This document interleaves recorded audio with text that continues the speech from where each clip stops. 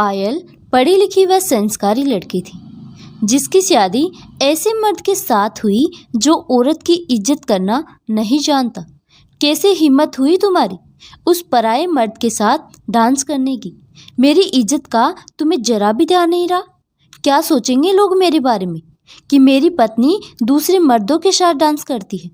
आज पायल भी चुप न रही और बोली, वैसे ही जैसे तुम्हारी हिम्मत होती है दूसरी महिलाओं के साथ डांस करने की।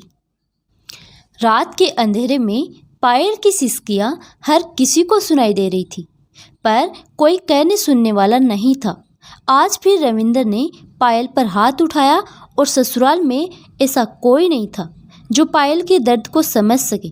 पायल का विवाह रविंदर से 7 महीने पहले ही हुआ है। ससुराल में सास सुमित्रा जी, ससुर रमेश जी और देवर अशोक हैं। कुल मिलाकर 6 लोगों का परिवार है, पर पायल की हैसियत किसी नौकरानी से कम नहीं।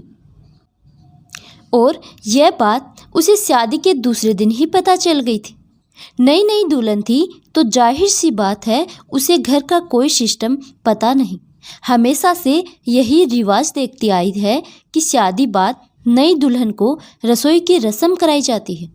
पर जब वह शादी के दूसरे दिन अपने कमरे में बैठी हुई थी और उसके पति ने आकर उसके गाल पर तमाचा खींच कर मारा, अब क्या तेरे होते हुए भी खाना माँ को बनाना पड़ेगा या कोई नौकर चाकर भेजे हैं तेरे मौसा और मौसी ने?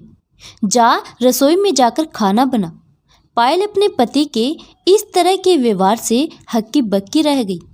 आंखों में आंसू लिए चुपचाप रसोई की तरफ चल दी और अपने आप ही सामान ढूंढकर खाना बनाया। आखिर दोस्त भी दे तो किसे? माता पिता तो थे नहीं, मौसा और मौसी ने पाला था। 18 की होते ही मौसा मौसी अपने सिर का बोझ हटा दिया और रविंदर से उसका विवाह करवा दिया, जो उम्र में पायल से 10 साल बड़ा था। अब तो अक्सर ही ऐसा होने लगा था। छोटी छोटी बात पर रविंद्र पायल पर हाथ उठा देता। पहले तो फिर भी कमरे में हाथ उठाता था, पर आज तो वह इतना बेशर्म हो गया था कि सबके सामने ही उसने पायल पर हाथ उठा दिया। और सबसे बड़ी बात कि इतने मेहमान वहाँ मौजूद थे, किसी ने भी कुछ नहीं कहा। घर पर आज ननद की सगाई का प्रोग्राम था। सारा प्रोग्राम हो जाने के बाद जब ननद के ससुराल वाले अपने घर रवाना हो गए, उस समय सगुन के आए हुए सामान को पायल की सास ने पायल से अंदर कमरे में ले जाकर रखने के लिए कहा। उसी समय रमेश जी ने पायल से मेहमानों के लिए चाय बनाने को कह दिया। पायल पहले चाय बनाने रसोई में चली गई। बस इसी बात का उसकी सास ने बतंगड़ बना दिया और रविंदर इसी बात पर पायल पर चिल्ला पड़ा।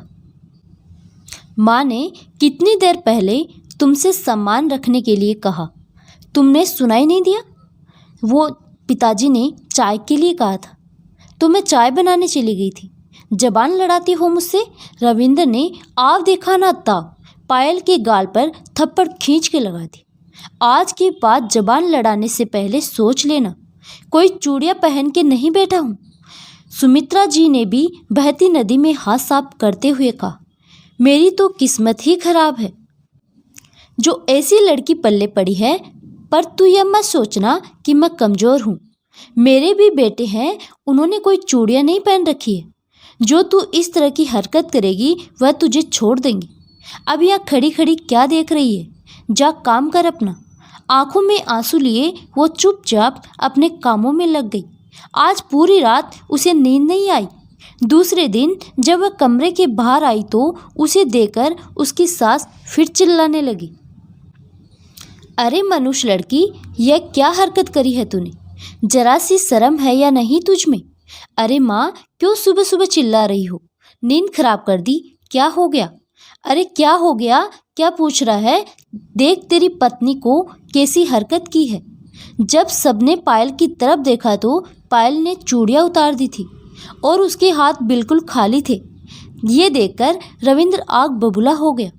जैसे ही उसने पायल को मारने के लिए हाथ उठाया, वैसे ही पायल ने उसका हाथ पकड़ लिया। बस बहुत हो गया, बहुत बर्दाश्त कर लिया मैंने। अब एक बार भी मुझ पर हाथ उठाया ना तो मेरा भी हाथ उठ जाएगा।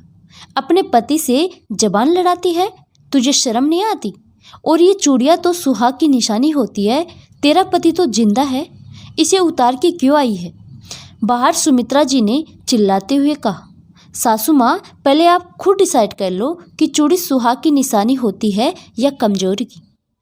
कल जब मेरा पति सबके सामने मुझ पर हाथ उठा रहा था, उस समय आपने ही कहा था कि आपके बेटे चूड़ियाँ पहनकर नहीं बैठे हैं, इसीलिए आप कमज़ोर नहीं। सुमित्रा जी को अपनी कल रात की बात याद आई। सब एक दूसरे की शक्ल देखने लगे। पायल ने आगे कहा, अब मैं भी आपको बताना चाहती हूँ कि मैं भी कमज़ोर नहीं हूँ, तो मैंने चूड़ियाँ उतार दी। आइंदा सोच समझ कर कहना मेरे सामने। अगर कहा ना कि हमने चूड़ियाँ नहीं पहन रखी है, तो वही दुनिया के सामने आकर तमाशा बना दूंगी।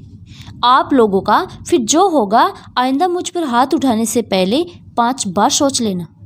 पूरे परिवार को जेल की हवा खिला दूंगी।